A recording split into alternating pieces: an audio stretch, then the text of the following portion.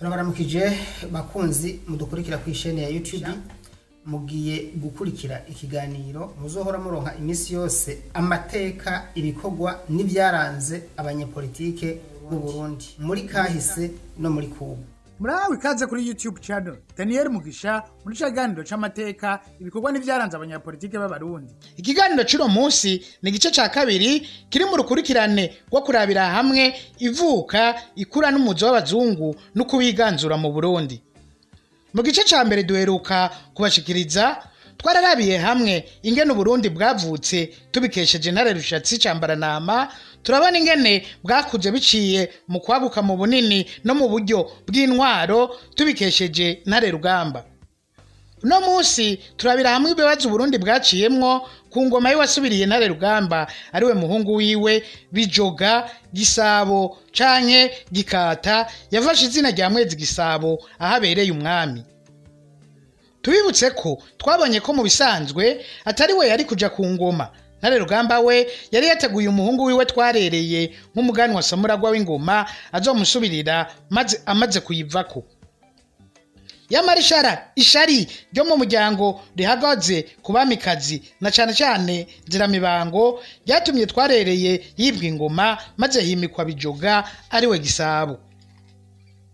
Ushaka kubitahura neza yosubira inyuma agakurikirana ikiganiro c'igice ca mbere.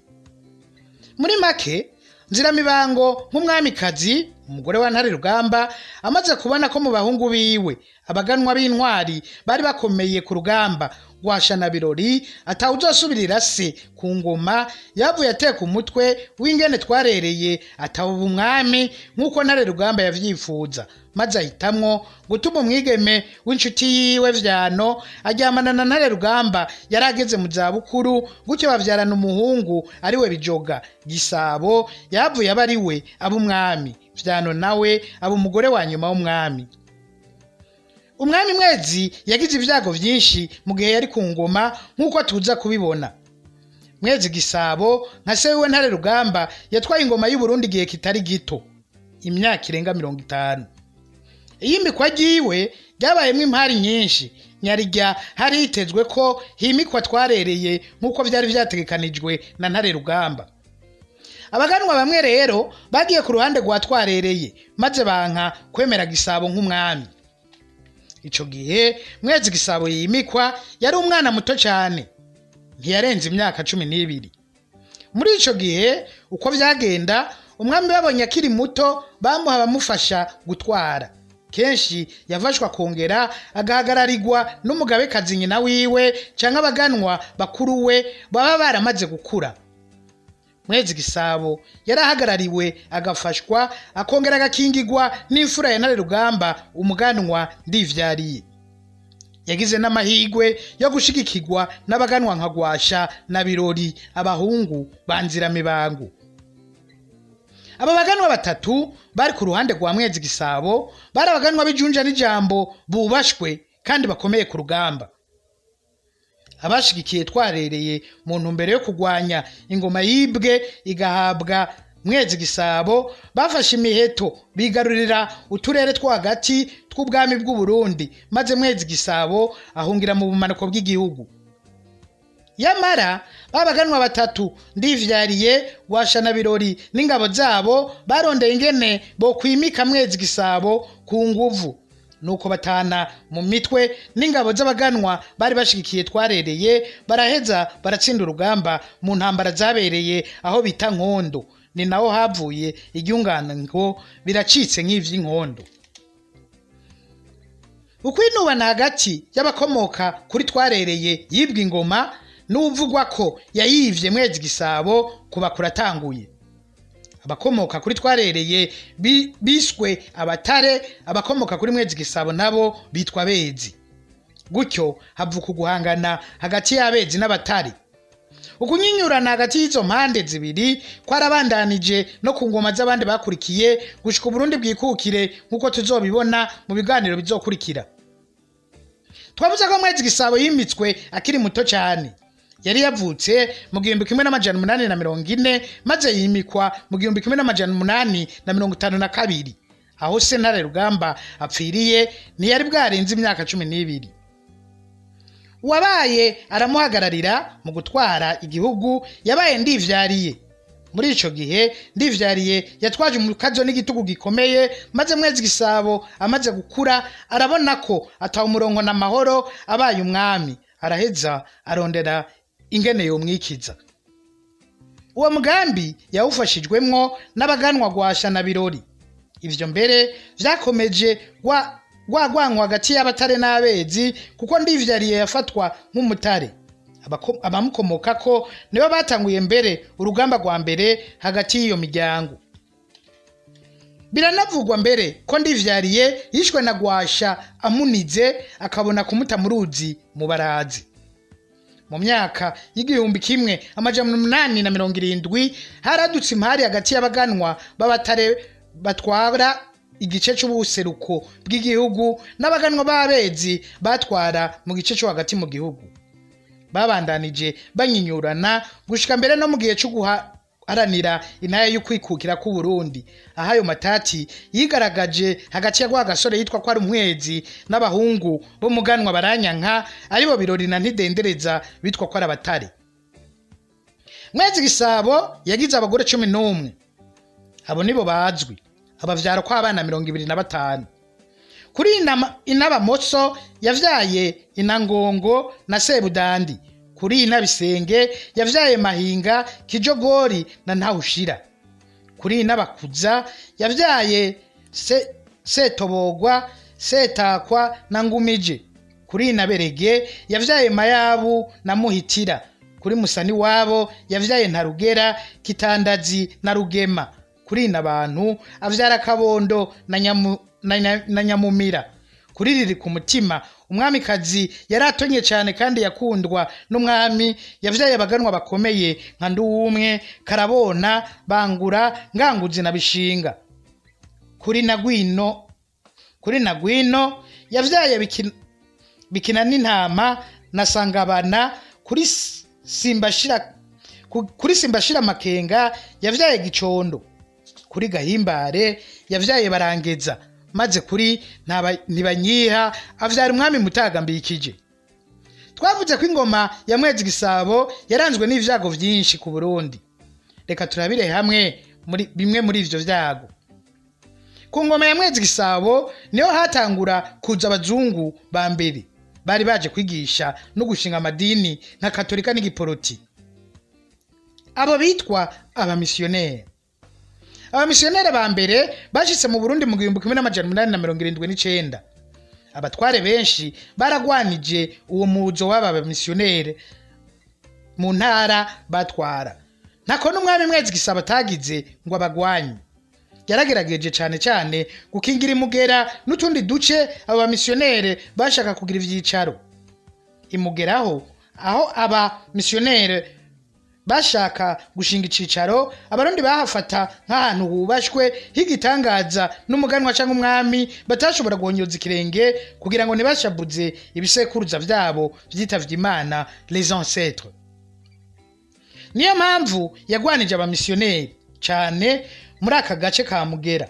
Mbere arifashisha n'ingabo ziwe kugira ngo Imana za Mugera nk'uko bazita nizishavure. Yamara uko kuyagarara ko kwa Mwezigisabo n'ingabo ziwe ntivyamaze igihe kinini. Umuzo w'abamisiyoneri wakurikiwe n'umuzo w'abakoroni. Mu 1899 ingabo z'Abadagi zirongowe na Kapiteni von Beth zitwaje inkoho n'ibindi bigwanisho bicira umuriro, mu gihe ingabo za Mwezizo zakoresha imiheto n'amacumu zaratanye mu mitwe, maze ingabo z'Abadagi ziturira amazu zica n'ingabo za Mwezigisabo zitari nke, abona gutsindwa no kumanika amaboko. Muri Rusama 1903 Abadagi bateguye gufata umwami Mwezigisabo ngo bamwice. Kugira ngo babishike ko bategerezwa kugumya bavugana n'abazungu baba missionnaire bari bafise icicari Mugera kugira ngo bamenye amakuru yose y'umwami Mwezigisabo, ahaja ivyo akora n'ibindi, kwari nko kumuneka muri rusangi. Kwa 2025 Rusama 1903 n'intumwa y'Abadagi yakoreshejwe muri ico gikorwa c'ubutasi yabamenyesheje ko Mwezigisabo ahejeje kwica abakozi babiri bico cicaro c'abamissionnaire bimugera bagomvye kugarariza amategeko y'umwami. urupfu rw'abo bantu babiri nirwo rwabaye intandaro y'ukwishikana kwa Mwezi Gisabo. Abadagi baciye bafatwa n'agashavu bakoresha ingufu zabo zose maze baragondoza Mwezi Gisabo yasa n'uwari yananiwe.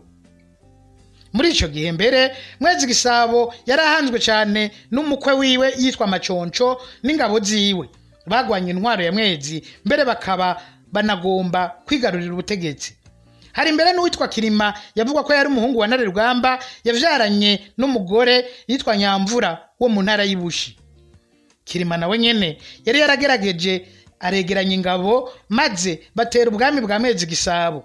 Uretse iyo migwi bari basanzwe bagwana, hari hiyongeye ko iyi ni intambara y'abo badagi iturutse muri iryo yicwa ry'abo bantu babiri. Birumvikana ko Mwezi Gisabo yari amaze kuremerwa n'izo ntambara zava ku mpande zitatu, ntivyari bimworoheye. Mu mwiheburo mwinshi niho yasaba baba missionnaire ko bamushikira ku badagi bakabamusabira ko bohagarika intambara, bakongera bakamufasha kugwanya Maconco, bishobotse bakamumufatira mbere bakamumuzanira. Kwa gatandatu Ruheshi 1993 Mwezi Gisabo yaremeye gose ko yatsinzwe n'abadagi maze yemera ko bogirana amasezerano yo gutunganya intwaro gushasha. Ayo masezerano yabereye Ikiganda mu ntara ya Muramvya. Ayo masezerano Mwezi Gisabo yateye kw'igikumu yamutegeka kwemera ko ategerezwa kubaha no gusonera abamissionnaire. Umwami Mwezi Gisabo yategerezwa kubana mu mahoro n'abamissionnaire bimugera kuva mu 1899. Yategerezwa kandi guca ibarabara ry'imigenderanire hagati y'abadage n'abamissionnaire bari bafise icicari muyaga. Yabwirizwa kandi gutanga inka ubusho butari buke nk'amande yishura inyifato yamuranze yo kubuza amahoro abazungu kuva mu 1899. Yategetswe kudasubira kugora abanyamahanga kandi akubaha akagendera ku mategeko y'abakoroni. Iyo ngingo ivuye muri ayo masezerano y'ububasha bukomeye Van Gravert nk'umudagi yari arongoye abadagi bari mu Burundi, kuko we yavuga ko akeneye imigenderanire ya hafi n'abamissionnaire bamufasha mu gutanga amakuru no kumunekera kugira ngo ateganye ku bibi bishobora kwaduka. Intwaro ya Mwezi Gisabo yasa n'iyafashwe miri, ntaco yari igitegeka kinini, hatwara abadagi. Babonye mbere atako bari bubigire, abatware benshi barishikanye bemera gukorana vya hafi n'abamissionnaire nabo bari bacuditse cyane n'abakoroni. Naho Mwezi Gisabo n'ingabo ziwe bihagaze ko byarangiye abadagi bakoresheje ibigwanisho byabo bikomeye, maze abarundi bemera kugondozwa, bemera kugira ku mategeko y'abakoroni no kubana n'abamissionnaire. Ni gutyo abakoroni n'abamissionnaire bashinze imizi mu Burundi. Ivyo vyago vyose Mwezi Gisabo yaciyemwo vyamutumye aruha, niko gutegura uzomusubirira. Nkuko byagenda kenshi ku bami, batora kenshi mu bahererezi kugira ngo baronke umwanya muremure wo gutwara igihe uzomusubirira azoba kiriko arakura. Twabonye mbere ko na Mwezi Gisabo yari umuhererezi yavutse kuri Vyano, yari umugore wa nyuma wa Ntarerugamba. Uwasubiriye Mwezi Gisabo yari umuhererezi wiwe Mutagambikije, nawe yavutse kuri Ntibanyiha, umugore wa nyuma wa Mwezi. Mutagambikije niwe yari yaragenywe n'abahanuzi b'umwami nk'umuganwa Samuragwa w'ingoma. Mu 1908 umwami Mwezi Gisabo yamanutse Bujumbura mu ntumbero yo gusezera uw'abakoroni bari bagenye gutwara Burundi. Resident w'u Burundi cyagira gatatu mbere amanutse Bujumbura. Mu rugendo rwiwe rwo gusubira Muramvya ageze Buhonga ku mutore yitwa Mareza niyo yasandabiye. Imbere yuko iyo nkuru yica mugongo ishiki Muramvya n'ikiziga ciwe ngo gishingugwe ku nganzo yo mu Kayanza, ni ibintu vyayangara. Umwami kaziriri ku mutima wo mu muryango w'Abanyakarama niho yaronka akaryo ko gushika ku ntego ziwe. Riri ku mutima yarifuza cyane kuba umugabekazi. Yarafise abahungu b'abaganwa bahambaye bakomeye bijunja n'ijambo kandi bubashwe. Abo nabo ni Nduwumwe, Karabona, Bishinga, Bangura na Nganguzi. Niyashimishwa nuko atanumwe muri abo yatowe ngo asubirire umwami maze nawe abo umugabekazi. bivugwa ko ari ku mutima yafashe ingingo yo kwica Ntibanyiha, maze mu buryo bw'amanyanga menshi aba ari we yitirirwa kuba nyina wa Mutagambikije. Mu yandi manyanga akomeye riri ku mutima yatumye Mutagambikije apfa mu nyuma yo kurongora umwamikazi Ngezahayo, nyina w'umwami Mwambutsa. Riri ku mutima yabigenjeje gute? Yatumye umuhungu wiwe Umuganwa Bangura kuja kuryamana n'umwamikazi Ngezahayo, umugore w'umwami Mutagambikije, igihe Mutaga yari mu rugendo. Igihe Mutaga yaganuka ava mu rugendo, yashitse yivuna agwana na Bangura maze aramukomeretsa. Nuko abandi bahungu bari ku mutima bategura kwihora.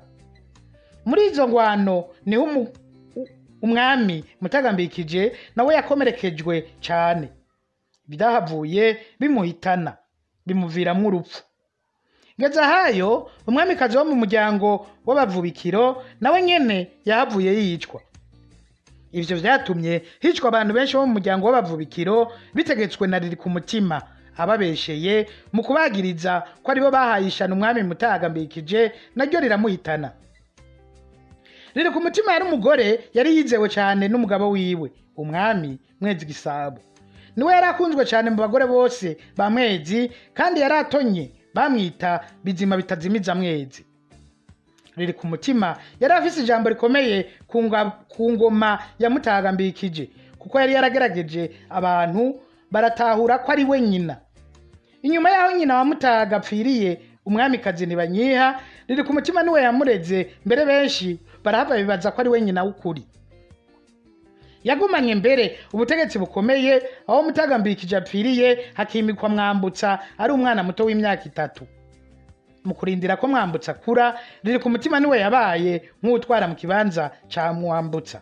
Gutya aboneraho akaryo ko gushira mu bibanza bikomakomeye bifata ingingo z'igihugu abahungu biwe, nabo baba abantu bakomeye cyane, gushika mbere no mu gihe harangiriye intwaro y'abakoroni.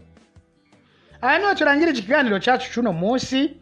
Igice gikurikira n'ibindi biganiro muzobikurikira kuri iyi YouTube channel, mu gihe muzoba mwagize subscribe ariyo sabone. Tubibutse kandi kugira icyo muvuze muciye muri comment ariyo commentaire, kugira like ariyo j'aime, no kugisangiza abandi mu kugira partage ariyo share. Naho ubutaha.